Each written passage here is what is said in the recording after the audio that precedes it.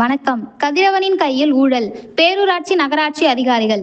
இவர் பெயர் கதிரவன். ஒரு காலத்தில் வலசரவாக்கம் பேரூராட்சியில் கம்ப்யூட்டரில் டைப்பிஸ்டாக இருந்து அப்போதைய பேரூராட்சி ஜேடியாக இருந்த முத்துசாமியிடம் கைப்பிள்ளையாக இருந்தார். 48 பேரூராட்சிகள் 3ஆம் நிலை நகராட்சியாக 2009 ஆனது. அதற்கு ஜேடியாக முத்துசாமி நியமிக்கப்பட்டார்.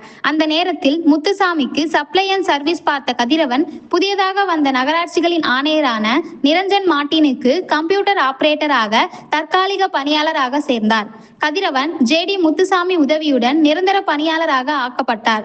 அப்போதிருந்த காலகட்டத்தில் கம்ப்யூட்டரில் புலியாக இருந்த கதிரவன் பல மாஸ் செக்ரட்டரிகளுக்கு பென்டிரைவாக இருந்த காரணத்தால் இந்த சந்தர்ப்பத்தை வைத்து கம்ப்யூட்டர் மூலமாக எப்படி கோல்மால்களை செய்வது என்று நவீன யுத்திகளை கற்றுக்கொண்ட கதிரவனை சுற்றி ஊழல் அதிகாரிகள் புடைசூட ஆரம்பித்தனர்.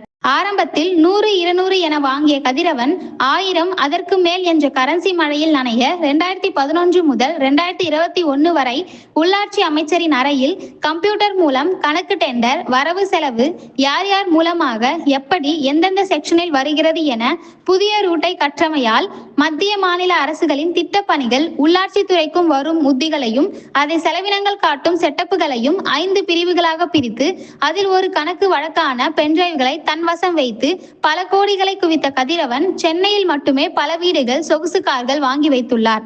அசைக்க முடியாத கோவை பிரதர்ஸ் பாணியில் இருந்த கதிரவன் மூலமாக பல ஊழல் அதிகாரிகள் தப்பினார்கள். பலர் குறுக்கு வழியில் பதவி உயர்வு பெற்றனர். இதனுள் ஆழமாக போக விரும்பவில்லை. இப்போது திமுக ஆட்சி வந்து 4 ஆண்டுகளில் ஒன்றுமே தெரியாதது போல் தனது முந்தைய பிளாஷ்பேக் தெரிந்தால் பிரச்சனை ஆகிவிடும் என்பதால் திருவேற்காடு நகராட்சியில் சைலண்டாக இருந்து வருகிறார். ஆனால் இவர் சைலண்ட் என்ற போர்வையில் திருவேற்காடு நகராட்சியில் எப்படி கோல்மால் செய்கிறார், யார் யார் எப்படி சுருட்டுகிறார்கள், யார் மூலமாக மேலிடத்தில் கப்பம் போகிறது, இப்படி அனைத்தும் அறிந்தும் அறியாதது போல் இருக்கும் கதிரவன் கடந்து வந்த பாதையில் குவித்த கோடிகள் 1, 2 எடுத்து சொல்ல, இது எல்லாம் இப்போதைய அரசியல்வாதிகளுக்கு தெரியாது, இப்போ உள்ள அதிகாரிகளுக்கும் தெரியாது என்பதை மதுசூதன ரெட்டிக்கும் அமைச்சரின் அலுவலகத்திலும் தெரிவிக்கிறோம். இது ஒரு சாம்பிள் தான்.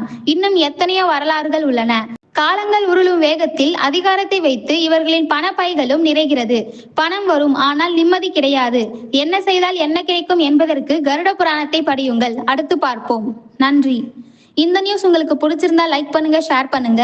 இது போன்ற நியூஸை நீங்க தொடர்ந்து கேட்கணும்னா என் நாடு சேனலை சப்ஸ்கிரைப் பண்ணுங்க.